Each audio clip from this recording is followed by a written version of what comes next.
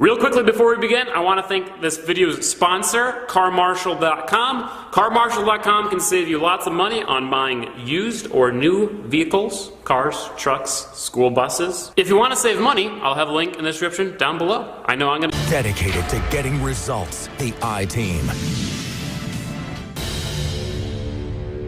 An investigation by the I-Team focuses on state employees conducting a secret search, pulling up your information for no legitimate reason.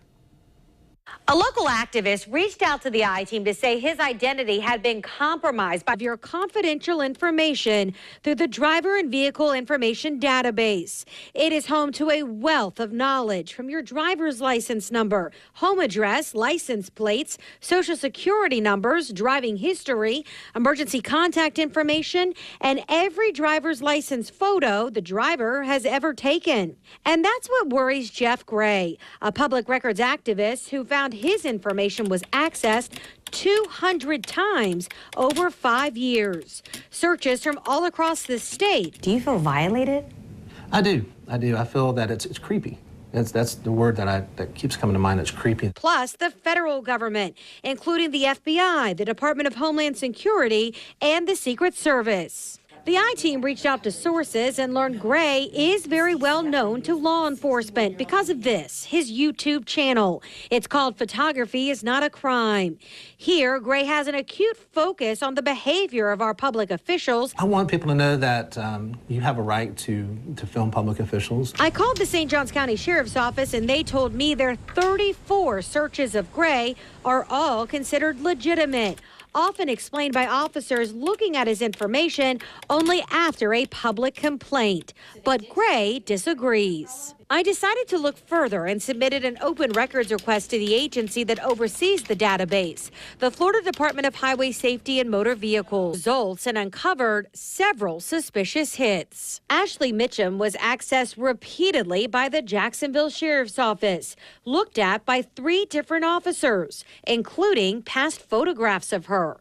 Nikki Kimbleton was also accessed by JSO, but apparently in the cloak of secrecy because that official was an undercover officer, so we don't know why they were looking at her.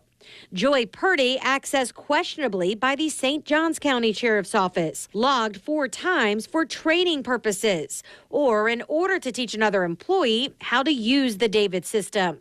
Still, the officers accessed her personal information over and over, including her photos. And Jennifer Waugh, Tarek Minor, and Melanie Lawson were all accessed by the same employee at the Department of Children and Families. When I called DCF, they immediately launched an internal investigation. To get the employee's side of the story, I also went to her home in Clay County. She had recently retired from DCF about a month before our I-Team investigation even began. Well, the reason we're here is because your name popped up as looking into several of our employees at Channel 4. Jennifer Waugh, Tarek Minor, and Melanie Lawson. No, they had a problem back in the day when I switched from my deceased mother to myself. Okay. And I had some trouble over that, but they sent all the stuff to Tallahassee and it's fine. But DCF told me a different story.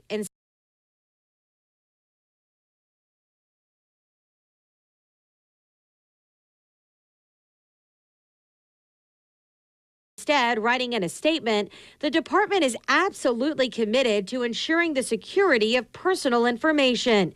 We will never accept anyone jeopardizing the integrity of this agency.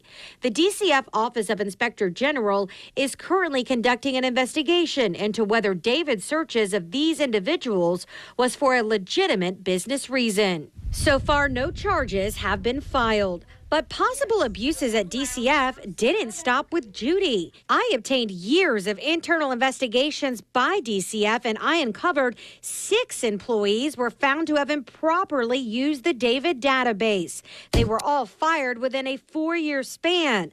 Another employee who was also investigated later resigned. Do you think this database is flawed? I don't think the database is flawed. I think that the flaw is that there's no oversight on the public employees that are accessing the database.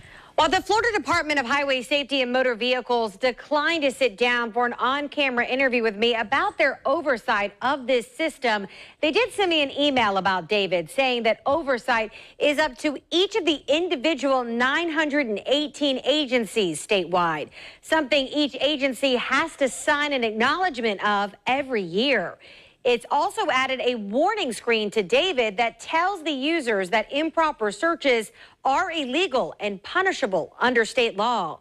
And they stated those training searches, like we saw for our... Go to news4jax.com now. We'll explain how you can file a public records request for yourself. And depending on your request, there could be a fee associated due to the processing time, but it's the same fee that the I-Team paid. Just look for the story on the homepage. An update now to an I-Team investigation into improper searches of a state database that contains your personal information like your social security number and your address. Employees at more than 900 state and local agencies have access to what is called the David database. And we found some of those improper searches took place within the Florida Department of Children and Families. And now the agency is reaching out to the victims of what it calls a security breach.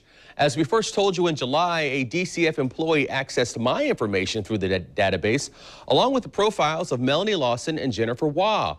Now, when we asked DCF about the searches, they launched an internal investigation. So yesterday, I received a letter from DCF. The department takes this violation seriously and that employee is no longer with DCF. Now, my case is not an isolated one. I've learned in the last fiscal year, DCF completed 5 investigations related to improper David searches, and in all 5 cases, the allegations were supported. And in each case, the employees resigned or retired. And now in the 3 previous years, there had been a total of 6 employees fired in connection with improper David searches, and another who also resigned. Now, we are waiting to hear back from DCF with more details into this investigation and into my case, which personally I can tell you is kind of disturbing. We can tell you that those who use David are reminded of the rules. A warning message pops up anytime someone is using David, reminding them that improper searches are illegal. Thank you, Tarek. After 27 investigative stories that make a difference, the I-Team. Following our I-Team story, Secret Search, about unauthorized searches of a state database with the personal information of Florida drivers, we know many of you want to know if someone is searching you. The I-Team's Lindsay Gardner shows us how you can request the records of any searches conducted about you, just like we did when we were working on our story. It should come as no surprise that here in the I-Team, we are big believers in arming yourself with all the public information that you can find. So after my story yesterday on the driver and vehicle information database, I've heard from a lot of you that actually want to file your own public records request. In fact, 3 attorneys wrote me as soon as my story hit the air saying they'd already filed theirs. Now, if you remember, it is this database that 918 different state agencies all have access to. So that right there at their fingertips gives them your driver's license number, your home address, your social security number, your photo, anything that they need to steal your identity or sleuth around and find out more information about you. So never a harm to sit there and file your own information request to find out if anyone has been illegally searching you. Like we found a DCF employee had been illegally searching 3 of our anchors, possibly. That's now led to an internal investigation there at the Department of Children and Families. Also, an internal investigation was launched at JSO after we found a questionable search of one of our reporters. So again, it's possible. Might as well go ahead and send that email. So all you need to do is file an email, send an email rather, to David Public Record Request at FLHSMV.gov. That stands for the Florida Highway Safety and Motor Vehicles.gov. And what you're going to do is you would just fill out the subject line that you are filing your own open records request. And then in the body of the email, so you just say open records request. That's all you got to write. And then fill out your name. And then in the body of the email, all you have to give them is your full legal name, as well as your driver's license number. You need to type that out for them, and the dates that you want searched. And just keep in mind that they can only go back over the last 4 years. So, and when it comes to cost, it is going to cost you some money. We had to pay as well, but it's only for about the amount of time it takes for them to process this record. We found that was roughly between $20 and $30. If you want to see this email address again, we posted it inside this story on news4jax.com. In the newsroom, Lindsay Gardner, Channel 4, the local station. Hey Charlotte County, this is Charlotte County Copwatch, and I just wanted you to know that I am using this stuff under fair use. And also remember to like and subscribe this channel. Also too, keep in mind I do not make any money on YouTube. This is 5 hours work a day, you know, fighting for freedom. And you can donate with PayPal and Patreon.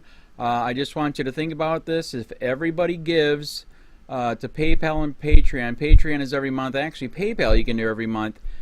I have 12,000 subscribers. If everybody gives, I can quit my regular job and go full-time investigations on Charlotte County and possibly even more and beyond. So just keep that in mind. If everybody helps out, I can go full-time doing this. Thanks.